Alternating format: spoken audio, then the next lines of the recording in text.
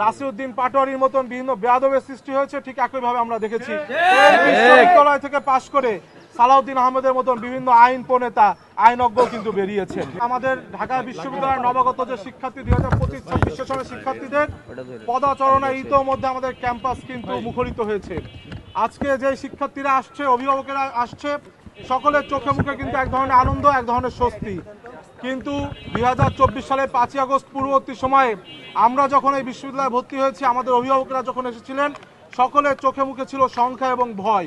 কেননা তখন ছাত্রলীগ ছাত্র রাজনীতির নামে প্রত্যেকটি হলে হলে গণরুম, গেস্ট রুমের নামে বিভিন্ন অত্যাচার নির্যাতন করত। এবং সেই সময়ে এই 2024 সালের 5ই আগস্ট পূর্ববর্তী সময়ে ছাত্রলীগের বেশে ছাত্র শিবিরের বিভিন্ন নেতৃবৃন্দ আজকে যারা আত্মপ্রকাশ করেছে, তারা কিন্তু হলগুলোতে ছাত্রলীগের বেশে আমরা যারা তখন ভর্তি হয়েছিলাম, যারা বিভিন্ন অন্যান্য মতের ছিলাম, তাদের উপর গণরুম, গেস্ট রুমের নামে নির্যাতন করেছে। আজকে আমি আমাদের এই মিছিল পরবর্তী সমাবেশ থেকে সাদিক ক্যাম্পকে প্রশ্ন রাখতে চাই। গতকাল দেখলাম আপনি নতুন শিক্ষার্থীদেরকে বিভিন্ন ফুল দিয়ে শুভেচ্ছা জানাচ্ছেন। আজকে যদি ফ্যাসিবাদ বিতাড়িত না হতো, তবে কি এই শিক্ষার্থীরা আজকে যারা ভর্তি হতো তাদেরকে আপনি গণরুম, গেস্ট রুম নিতেন কিনা?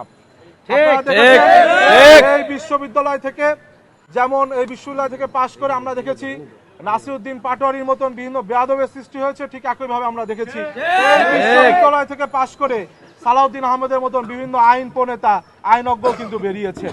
আমরা দেখেছি এই বিশ্ববিদ্যালয় থেকে বেরিয়ে এই বিশ্ববিদ্যালয়তে পড়ে বিভিন্ন যারা রয়েছে তারা বিভিন্ন সময় 5ই আগস্ট পরবর্তী সময়ে এই আপনার যে জুলাই আগস্ট গণঅভ্যুত্থানকে কুক্ষিগত করার চেষ্টা করেছে। আবার আমরা দেখেছি এই বিশ্ববিদ্যালয়ে পড়ে আজকে মাননীয় প্রধানমন্ত্রী তারেক রহমান, তিনি কিন্তু এই জুলাই আগস্ট গণঅভ্যুত্থানের যে ক্রেডিট, এটা সারা বাংলাদেশের জনগণকে দিচ্ছে।